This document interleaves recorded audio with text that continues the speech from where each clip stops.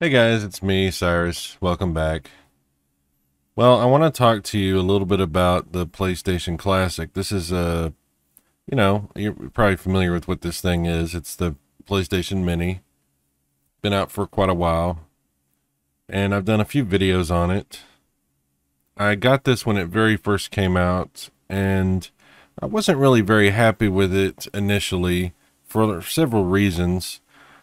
And then they figured out how to hack the thing. And there's some different ways you can actually do that if you want to try to hack your PlayStation Mini. There's a couple of different methods for achieving that. I'm using the Project Eris hack, and it's definitely improved a lot. There's definitely a lot of things you can do with this thing that you couldn't do before, but I just wanted to touch base with you a little bit about my own personal experience with this thing and some of the frustrations that I continue to have in dealing with it.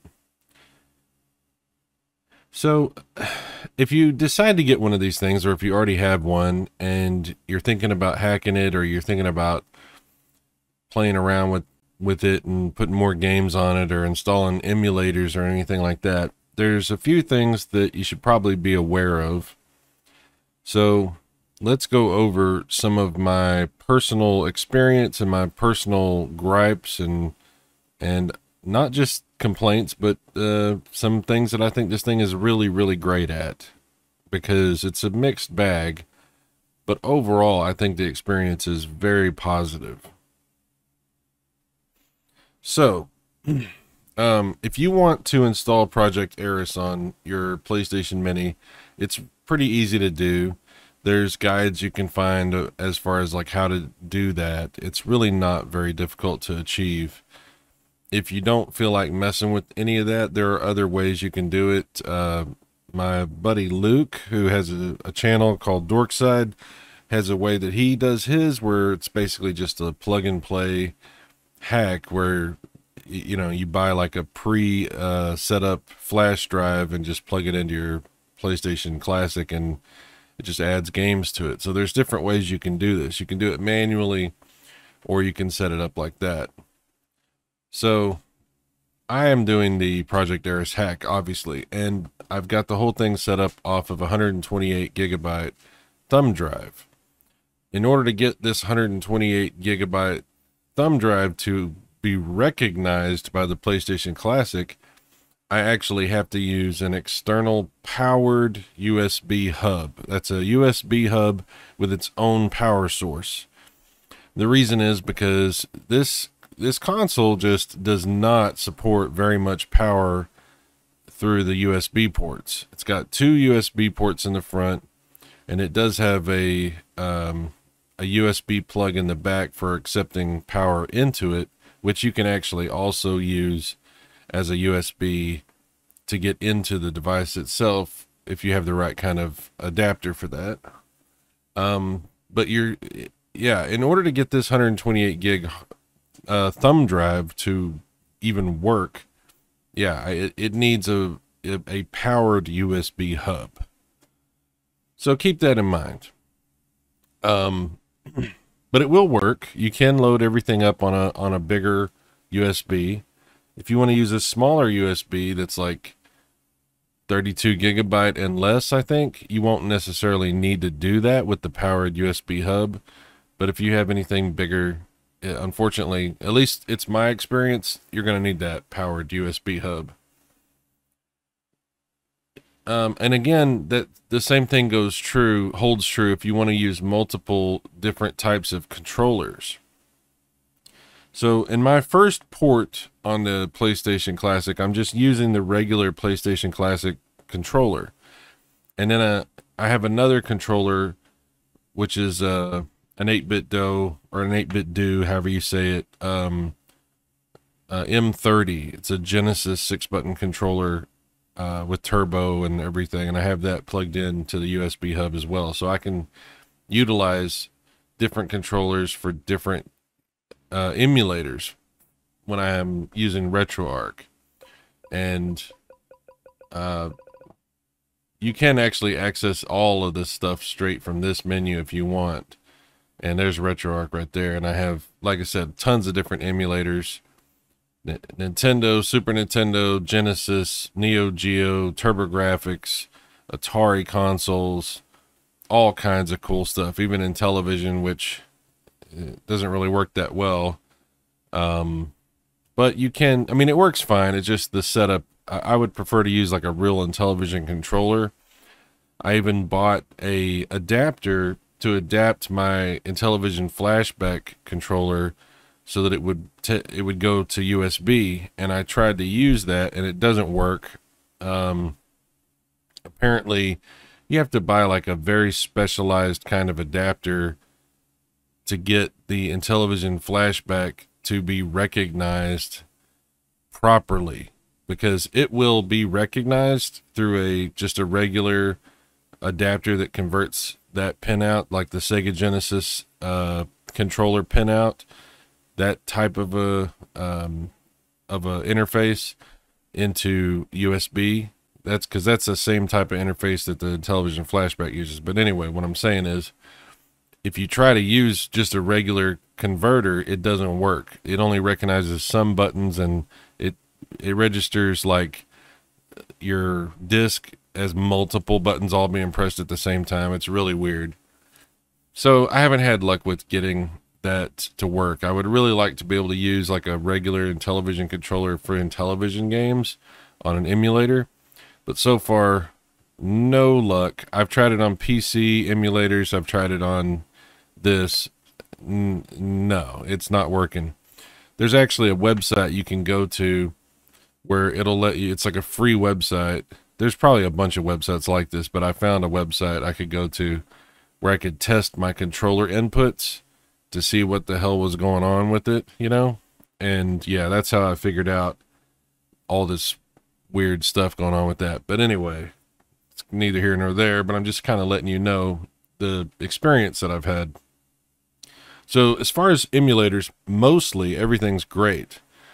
But we're going to focus more on the PlayStation games.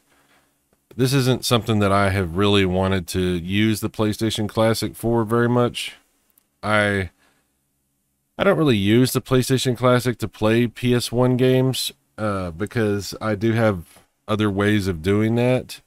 But there are a few PlayStation 1 games that I don't own digitally on my PS3 or physical copies of, and I'd like to be able to play them. And some of these games are just really hard to get your hands on. So I'm adding a few games to my PlayStation Classic just so I can play some of these games. And unfortunately, I run into some problems. I've run into some limitations of the PlayStation Classic and some strange, weird things that have happened. So before I get into anything else, I want to talk to you about a problem that I've had with Ridge Racer Type 4. I don't know of anybody else that's had this problem. I haven't seen anybody else talk about it. I've been looking on the internet trying to see if this is a problem anyone else has had. And this is a problem that I had with the PlayStation Classic before I even modded it. And unfortunately, it has reared its ugly head again. And it seems to only affect Ridge Racer Type 4, which is one of the games that you get with your PlayStation Classic. It's a very strange problem. I don't understand what's causing it. So sometimes, like when I first got the PlayStation Classic, I could load Ridge Racer Type 4. It worked fine, no problem. And then it quit working properly. Well, after I did the hack, it was working fine again for a long time. But recently, it's stopped working properly again. I'm going to show you what's happening with this. You'll see exactly what you'll hear what I'm talking about. And that's the whole issue with this game. I haven't had this affect any other game yet. Hopefully it's just this one game. It seems like it's only this one game, and I don't really understand why. But if I try to play Ridge Racer Type 4, this is what happens.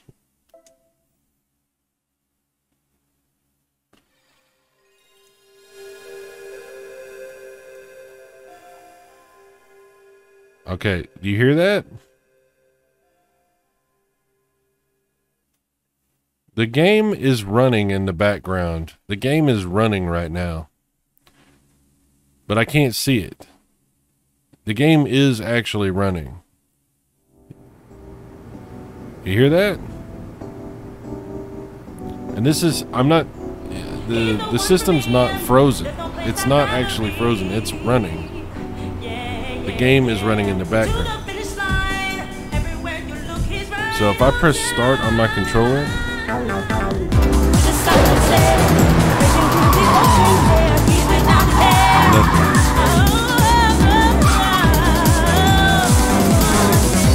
okay, so the controller's not responding. Turn that volume down a little bit. The controller is not responding if I try to use it. But I have a keyboard, a USB keyboard hooked up to my USB hub over here, which I highly recommend if you're going to be doing any kind of hacking on your PlayStation Mini or installing anything. So if I press Control-Alt-Delete on my keyboard like this, yeah, screen goes black. Game is still running in the background. I don't know. I don't know what to think about this. It's very strange.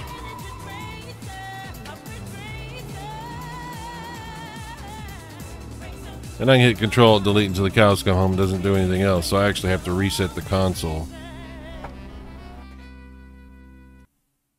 which I'm going to do right now.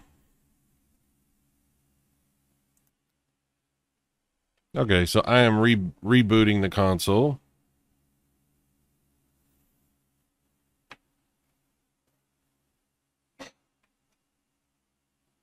Here we go.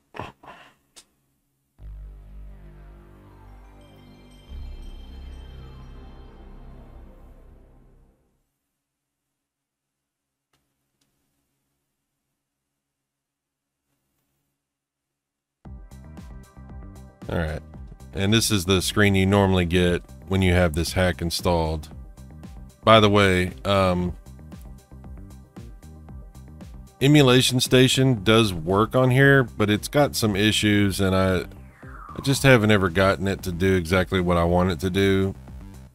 So I don't really use it, but you can use it on here. A lot of people really like the interface, the way it looks and everything. But I've had some issues. It doesn't...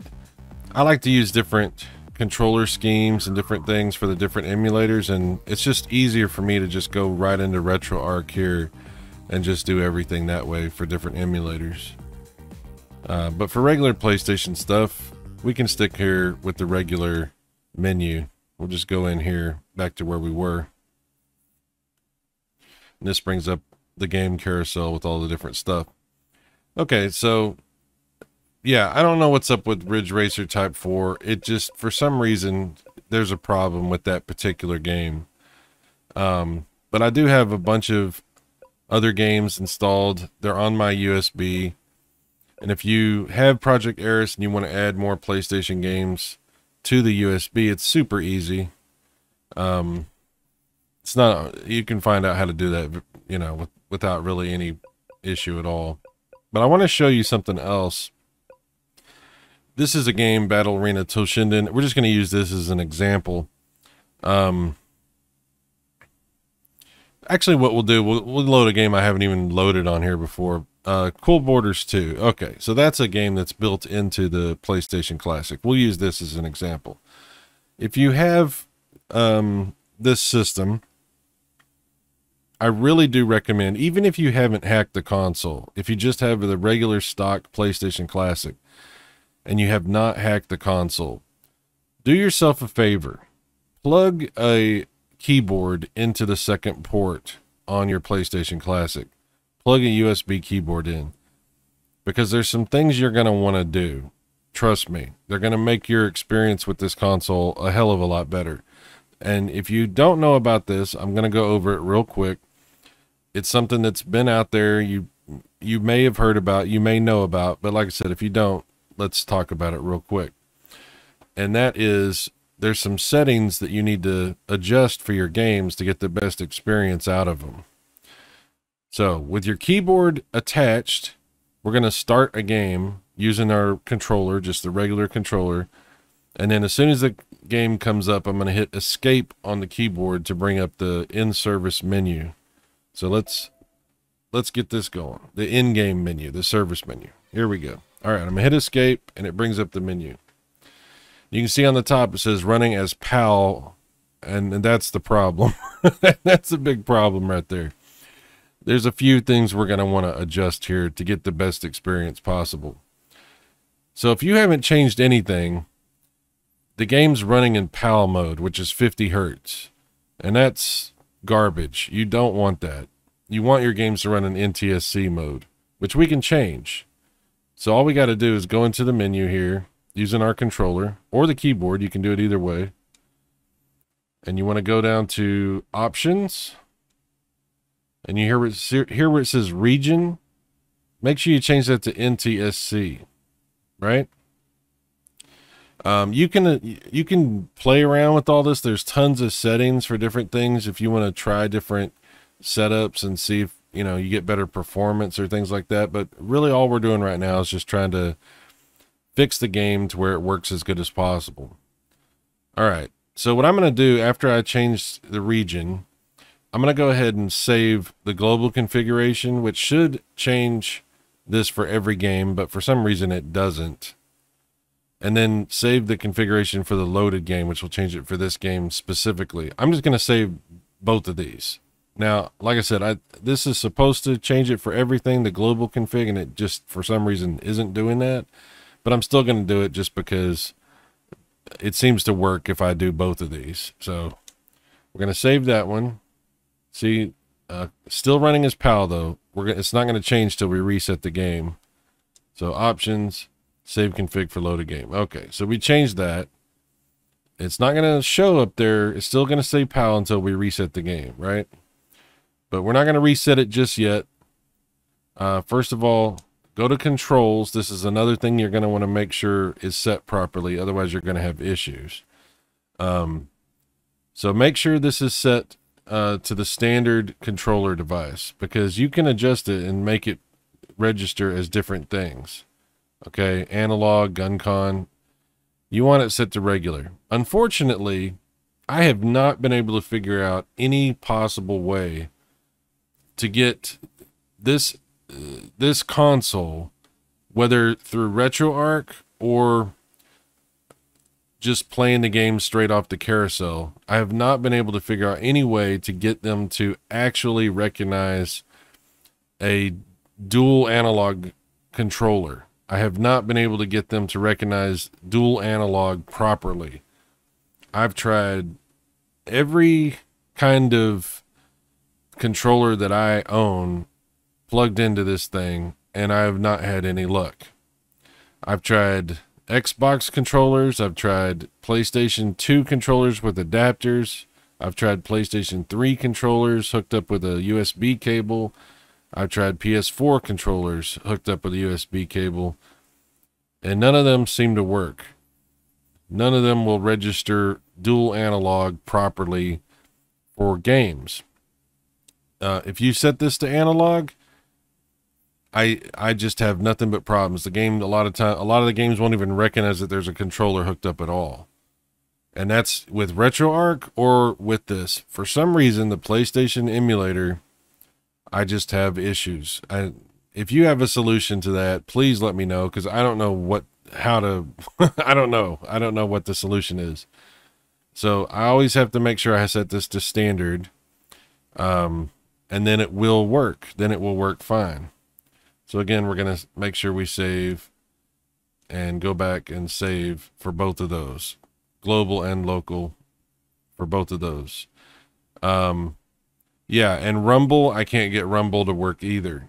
So it is what it is. You're pretty much, as far as I've been able to tell from my testing, you're stuck with the regular controller, the one that comes with the PlayStation Classic. So you're going to use digital controls. Unfortunately, that limits you on some of the games for PlayStation, which is another reason that I don't use this as my primary way of playing PS1 games. But if you make these changes, you're going to get a lot better results as far as how the games play and how they look, even though you are stuck with digital controls. All right, so we changed to NTSC. We made sure our controls were set up properly. All right. And we're going to exit the game. We're going to go back into the game. I'm going to hit escape as soon as it comes back up. Now you can see it's running as NTSC. So that's much better. That means we're going to get 60 hertz. Right off the bat, there's one more thing we want to change here, which is this texture filter. This, for some reason, I don't know why, but they have every game set up to automatically use texture filtering, which really makes the games look muddy. Like it really, PlayStation 1 games to me look way better when they're not using any kind of filtering, when it's just the standard pixels. Unless you're using some sort of up-resing or something that like increases the internal rendering resolution, then I don't think there's any reason to use texture filtering, because I think it just looks so much sharper and better without that. So we're going to make sure we turn that off. And you can see there's a difference right away. You see that difference? We'll go back. See, on, off. So it's actually changing how it displays on the screen, and you're just getting a lot better picture, and you're actually getting a little bit bigger picture on the screen as well when you turn that off. And make sure you come over here, go to options, save. Okay, I'm going to turn one option on that we're going to turn off in a second, just so you can see something, and that's to show the frames per second.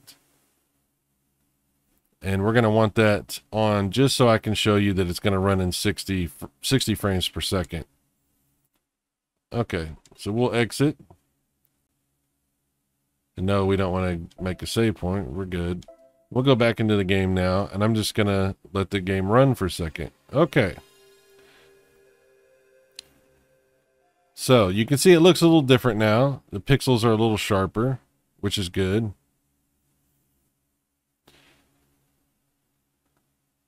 So we're going to get around 60 frames per second now, because it is going to run in NTSC mode. Give or take a couple of frames here or there.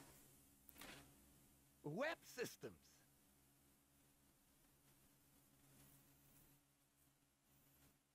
So if you turn off the filtering, you'll get a better picture. You'll get a bigger picture on the screen. If you make sure you set it to NTSC mode, you'll get the full 60 frames per second, which looks way better. And then, of course, if you make sure your controller is set up properly, then you'll have, you won't have any issues controlling your games.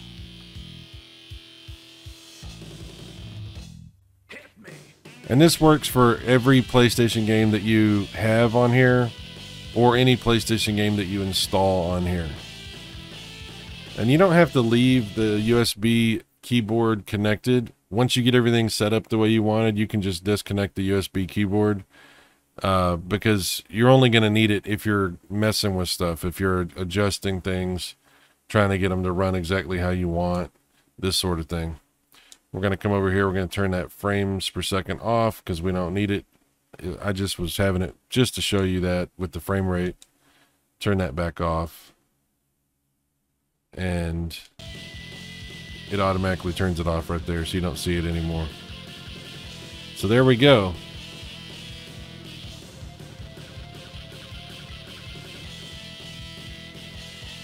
All right, so we'll exit out of here.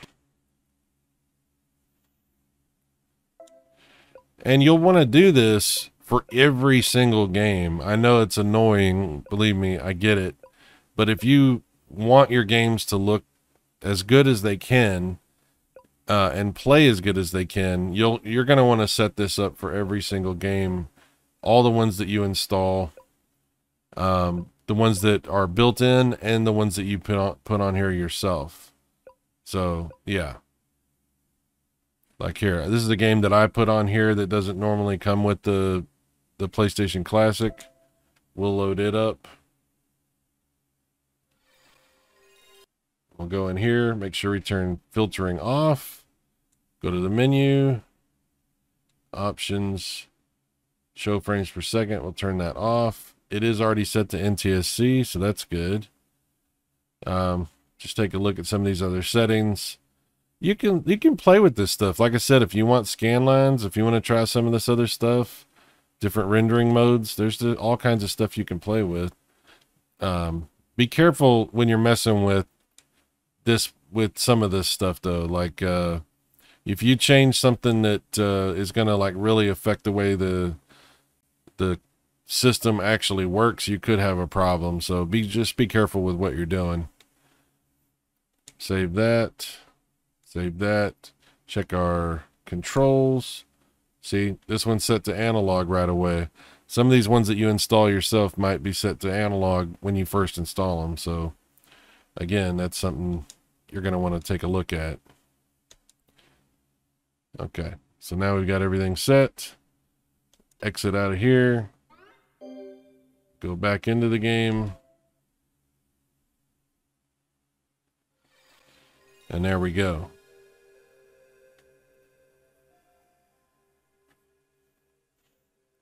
So yeah, you absolutely can do just a few small changes that are going to improve your quality of life as far as your experience playing PlayStation games on your PlayStation Classic. But again, I don't know about the analog stuff. I know if you buy, there are adapters you can buy that will let you use a PlayStation 4 controller or PlayStation 3 controller or whatever kind of controller you want pretty much on this thing wirelessly. My buddy Luke Dorkside, he's got an adapter that lets him use his PlayStation 4 controller, and it will let you use analog on that on the console, but it's not real analog. It's actually just using the analog stick as a digital device. So you're using the analog stick, but you're not getting dual shock compatibility, and you're not getting rumble support either. So it's not actually recognizing the dual shock. It's just like simulating an analog type of input on the analog stick, even though it's not analog. I don't know if that makes sense, but yeah, that's the main problem that I'm having. And then this weird issue I'm having with Ridge Racer Type 4, which doesn't seem to be a problem that I've had with any other game, just that one game.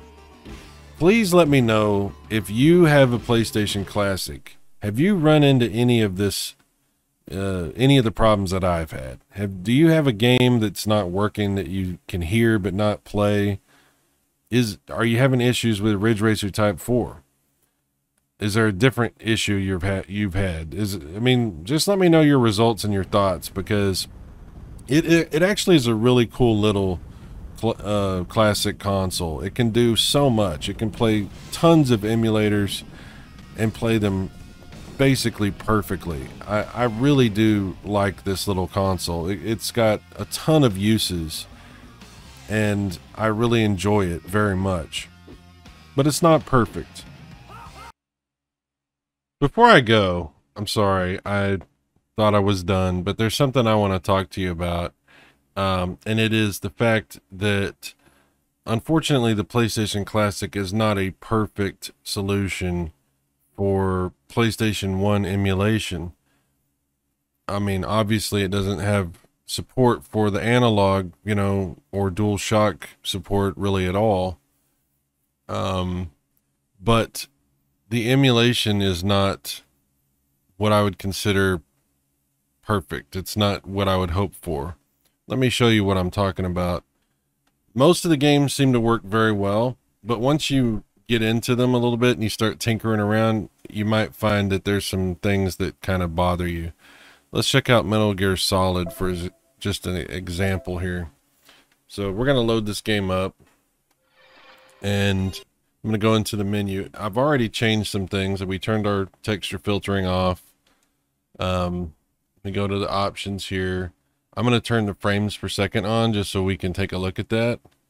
And frame skip is set to auto. And this is definitely a game you're going to want to use frame skip on. And I'm going to show you why. Because if we turn this off, now it is set to NTSC, which is 60 frames per second. And this is a good example of the reason I think that they decided to go with 50 frames per second. I know there's other reasons they probably chose to do that, but having these games set to automatically be in PAL mode, 50 frames per second, I think is also because there's some performance issues here. So if we take a look at our plugin here, it's set automatically to, this is kind of technical, sorry about that, but it's set to automatically be this plugin right here, which is a software plugin. There's also another plugin that's built in that you can select. I haven't noticed any actual difference in how the game runs or looks, whether or not you select either one of these. I don't think it even really matters for this game. Maybe for other games, but I haven't seen any difference no matter which one I've selected. So it says here that the one that is selected by default, which is Pete's software GPU, is slow but accurate. The built-in GPU is supposed to be faster. So we'll try that one. We'll see what happens with that one. So we'll set that and come down here and make sure we save this. Okay. So now that we've got all that set, we're going to resume this game. So pay attention to the frames per second on the bottom of the screen when it starts kicking in and the game starts moving. So remember, this is a 60 frames per second game. It's supposed to be anyway. And we're just going to let this go into the opening intro sequence. And I think it's pretty telling what the problem is. I think this is the only game so far that I've noticed an issue with performance. I'm not saying that it's not an issue for any other game. And I don't think that this is going to be like a huge problem if you're wanting to play Metal Gear Solid on the PlayStation Classic, because you can enable frame skipping and it's going to mitigate most of the issue that you're going to see, but not all of it. It's still going to give you a little bit of slowdown here and there. So yeah,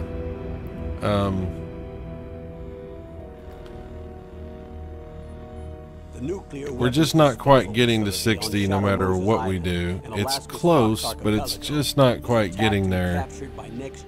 And at a couple of times here, it's gonna really drop down to like some kind of shocking levels here. And they say that if their demands are not met within 24 hours, look at that. They'll launch a nuclear weapon. It slows down so much that you can actually hear the audio change. First, you're to rescue DARPA Chief Donald Anderson and the president of Armstech, Kenneth Baker. Both are being held as hostages. So if I come over here and I enable that frame skip, we'll set it to auto. And we can leave that how that's set there. Just save it here. Save it here. We enable frame skip, so secondly, it's definitely going to improve the performance quite a bit. Now you're missing frames, of course, to do this. That's how you're getting the speed of the game back up. What's the insertion method? But I think you're going to have to do that. So I think as long as you enable frame skipping, you're really not going to notice an issue. And by default, that frame skipping should actually be in effect. So you shouldn't actually have to worry about it too much. But yeah, in order to get a better picture on the screen, and in order to get, you know, you're going to want to turn that texture filtering off. And in order to get the game to run how you would really want it to run, you want it set in NTSC mode.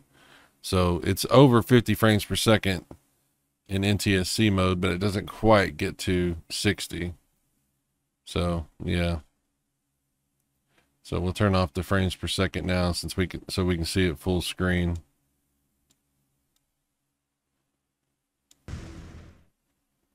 High-tech Special Forces Unit Foxhound. And honestly, if you don't see the frames per second, like if you're not actively watching the frames per second tick by, you probably won't even notice a problem. You probably won't even get any kind of clue that there's an issue here at all. But it's something to be aware of. So anyway, that's my thoughts. Let me know your thoughts.